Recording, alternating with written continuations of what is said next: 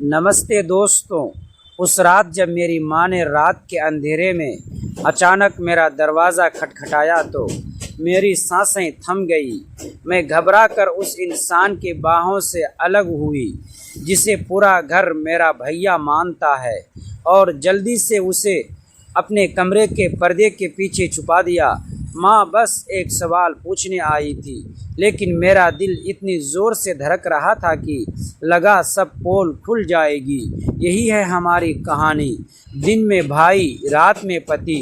एक ऐसा राजा जिसे सिर्फ चांद, तारे और हमारी बेताब दिल की धड़कनों जानती हैं। चलिए शुरू करते हैं बिल्कुल उस पल से जब ये सिलसिला शुरू हुआ। मेरा नाम नैना है और मैं लखनऊ की एक गली में बसे एक मध्यम वर्गीय घर की बड़ी बेटी हूँ। घर में माँ पिताजी के अलावा मेरी छोटी बहन रोशनी है। हमारा घर थोड़ा पुराने ज़माने का मगर बहुत खुशनुमा है। बड़ी सी छत, आंगन में तुलसी का पौधा और हर वक्त चाय की सूधी खुशबू। मेरी ज़िंदगी बिल्कुल सादगी से कट रही थी, बस कॉलेज, घर और रसोई के छोटे छोटे काम। लेकिन एक दिन सब कुछ बदल गया जब पिताजी अपने बचपन के दोस्त के बेटे रोहन को अपने साथ लेकर आए। रोहन इलाहाबाद से सिविल सर्जन की तैयारी करने लखनऊ आया था। पिताजी ने कहा, यह रोहन है, अब यही रहेगा, उसे अपने भाई जैसा ही समझना। माँ ने भी हाथ जोड़कर कहा कि मेहमान को कोई तकलीफ़ ना हो। पहली नज़र में ही रोहन वैसा ही लगा जैसी उम्मीद थी। लंबा कद, चेहरे पर हल्की सी दाढ़ी, आँखों पर चश्मा और हर वक्त किताबों में डूबा रहने वाला एक सीधा साधा लड़का। मैंने बिना किसी हिचक के उसे रोहन भैया कह दिया। शुरू के दिनों में सब कुछ सामान्य था। रोहन बस अपनी पढ़ाई से मतलब रखता, सुबह जल्दी उठकर छत पर अखबार पढ़ता और शाम को अपने कमरे की लाइट देर रात तक जलती रहती। मैं कभी कभी ही उसे चाय देने जाती तो वह सिर उठाकर एक मीठी सी मुस्कान बिखेर देता और धीमी आवाज़ में कहता, शुक्रिया नैना। बस इतनी सी बात पर मेरे दिल में एक अजीब सी गुदगुदगी होती जिसे मैं बार बार नज़रअंदाज करने की कोशिश करती। मुझे लगता कि वह तो भैया है, ऐसा सोचना भी पाप है, लेकिन दिल तो दिल है, वह कहाँ मानता है। धीरे धीरे उसकी आदतें मुझे अपनी ओर खींचने लगी। बारिश के एक दिन जब वह भीगता हुआ घर लौटा और उसकी सफ़ेद शर्ट उसके तंदुरुस्त शरीर से चिपक गई थी, तो मैंने अपनी नज़रें चुरा ली। लेकिन एक पल के लिए जो सहरन दौड़ी वह पहला इशारा थी। फिर एक दिन मैंने देखा कि वह आंगन में तुलसी को पानी दे रहा है और उसकी पेशानी पर पसीने की बूंदें चमक रही थी, तो मेरे हाथ अपने आप एक गिलास पानी लाने को हुए। उस वक्त मेरी माँ वहीं बैठी थी, तो मैंने मुस्कुराकर कहा, भैया ठंडा पानी लीजिए। उसने आंखें उठाकर ऐसे देखा जैसे कह रहा हो, काश तुम मुझे भैया न कहो। उस नज़र ने मेरी रूह हिला दी। रात को जब सब सो जाते, मैं अक्सर करवटें बदलते हुए उसके बारे में सोचती। मेरा कमरा उसके कमरे के ठीक बगल में था और दीवार पतली थी।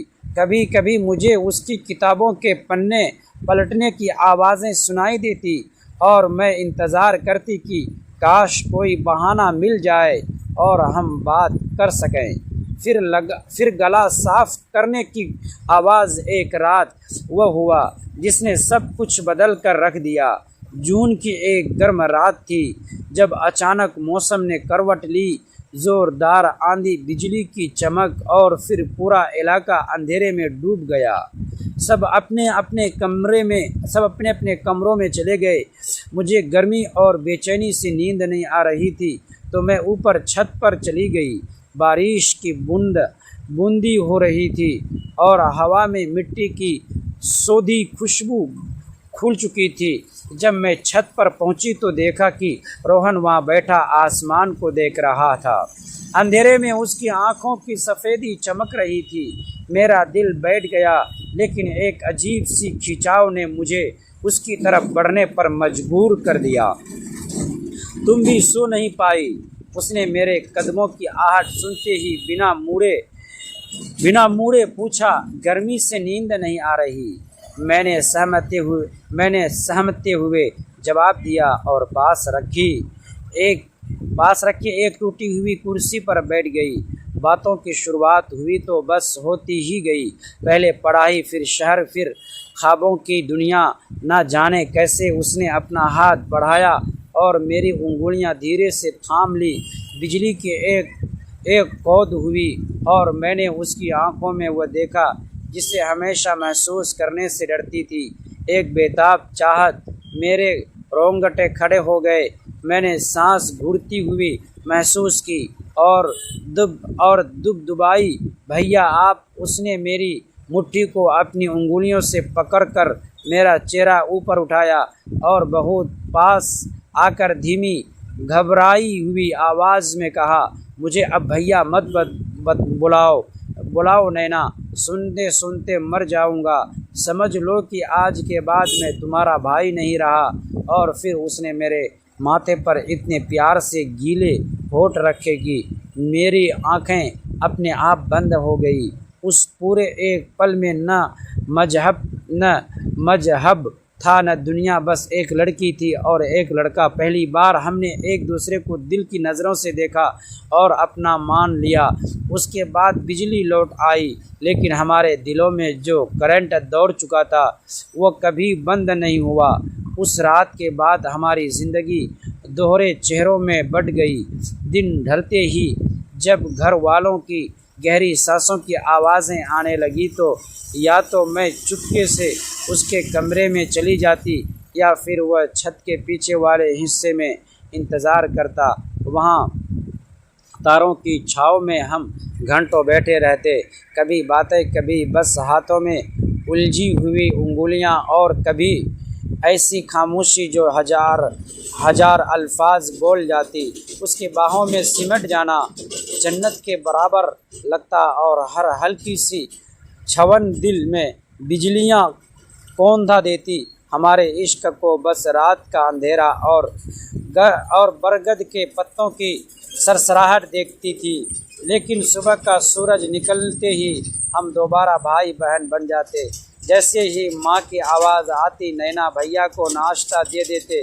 उस रात जब माँ ने अचानक मेरे कमरे का दरवाज़ा खटखटाया तो मेरी सांसें जैसे थम गई। मैं घबराकर पीछे हटी और खिड़की के पास खड़े उस युवक को इशारे से पर्दे के पीछे छिप जाने को कहा। पूरे घर की नज़र में वह मेरा मुंह बोला भाई था, लेकिन सच्चाई इससे कहीं ज़्यादा उलझी हुई थी। वह मेरे पिता के पुराने दोस्त का बेटा था और वर्षों पहले हुई एक रहस्यमय घटना का अकेला गवाह। अगर उसकी असली पहचान घर वालों के सामने आ जाती तो सिर्फ हमारा नहीं, पूरे परिवार का अतीत उजागर हो जाता। माँ ने दरवाज़ा खोलते ही मुस्कुराकर पूछा, बेटी अभी तक जाग रही हो? मैंने कांपती आवाज़ में जवाब दिया, बस नींद नहीं आ रही थी। माँ कुछ पल तक मुझे देखती रहीं। मुझे लगा जैसे उनकी नज़रें कमरे के हर कोने को टटोल रही हो। पर्दे के पीछे खड़ा हुआ युवक अपनी सांसें रोके रखा था और मेरी धड़कनों की आवाज़ मुझे पूरे कमरे में गूंजती हुई महसूस हो रही थी। दोस्तों, ऐसे ही कहानी सुनने के लिए प्लीज़ हमारे चैनल को सब्सक्राइब ज़रूर कीजिएगा। वीडियो को लाइक और प्यारा सा कमेंट भी कर